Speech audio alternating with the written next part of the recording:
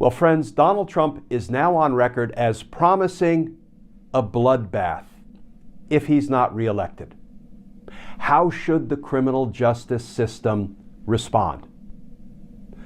Let's talk about that, because justice matters.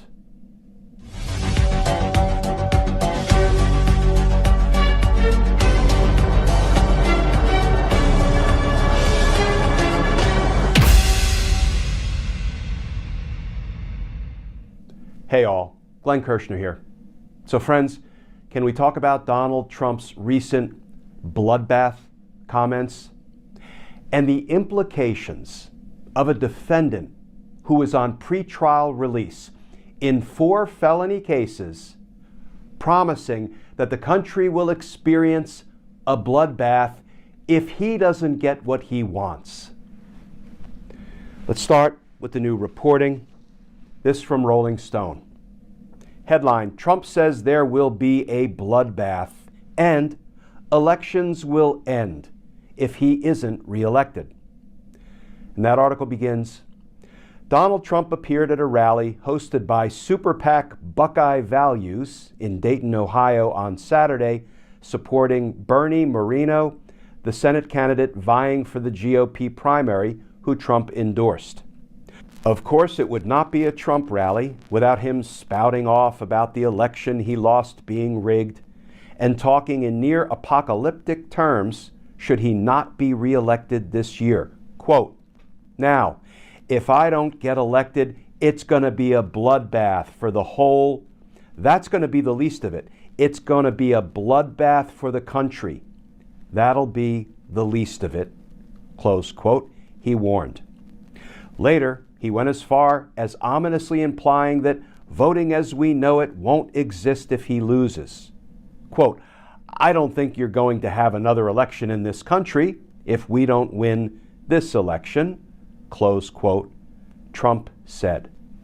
Now, friends, let me circle back to the bloodbath comment, because Trump tried to walk it back later, saying he was really talking about what would happen to the auto industry if he wasn't elected.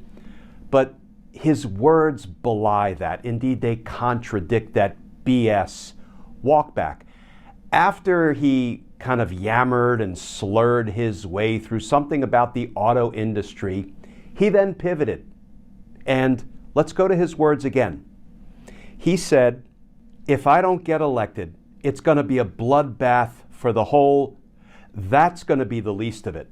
It's going to be a bloodbath for the country. That'll be the least of it.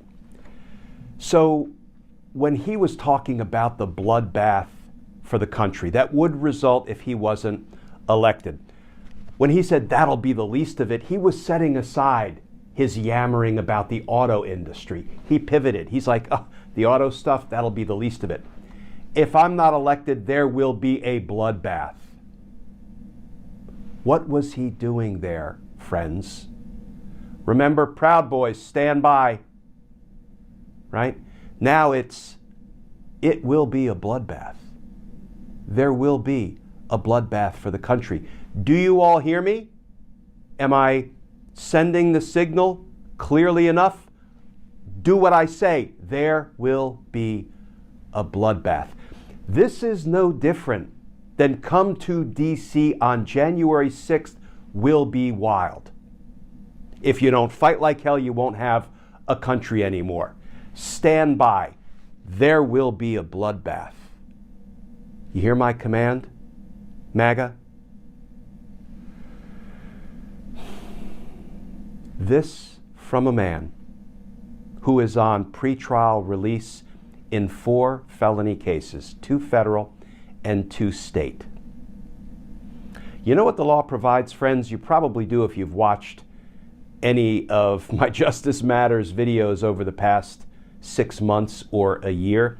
The law provides that if somebody is in a pretrial status in a felony case, and that person poses a risk to the community, or even one person in the community, that person is to be detained pending trial. That person should be revoked on release and should sit his big orange butt in a jail cell pending trial to neutralize the threat. He is a threat to everyone in the United States of America. He is a threat to democracy. He launched an attack on January 6th against our democracy, and it turned out to be a deadly attack. And he launched it with far less inflammatory language than he just used at the rally on Saturday. There will be a bloodbath in this country. Do you understand me? That's what he just said. He's actually ratcheted up the recklessness and the violence of his rhetoric, and he's on pretrial release in 4 felony cases.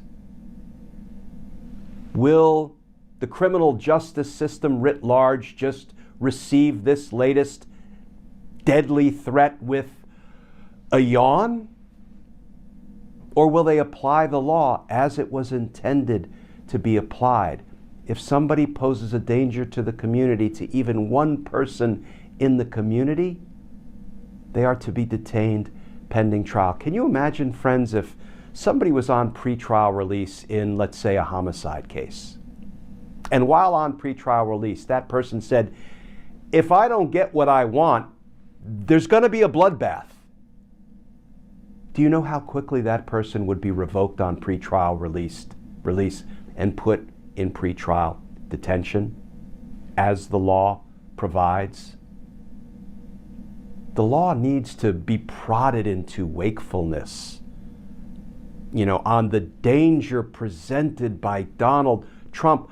I don't care if he's a former president. I don't care if he's a candidate. He shouldn't be allowed to endanger our nation and her people and our democracy with this kind of violence-inducing rhetoric, more reckless than his rhetoric on January 6th. This is institutional insanity.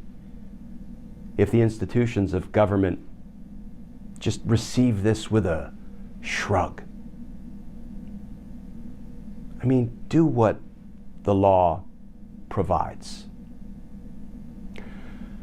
Revoke Donald Trump on release. Detain him pending trial. And for gosh sakes, let our country begin to move forward again. Because justice matters. Friends, as always, please stay safe, please stay tuned, and I look forward to talking with you all again tomorrow.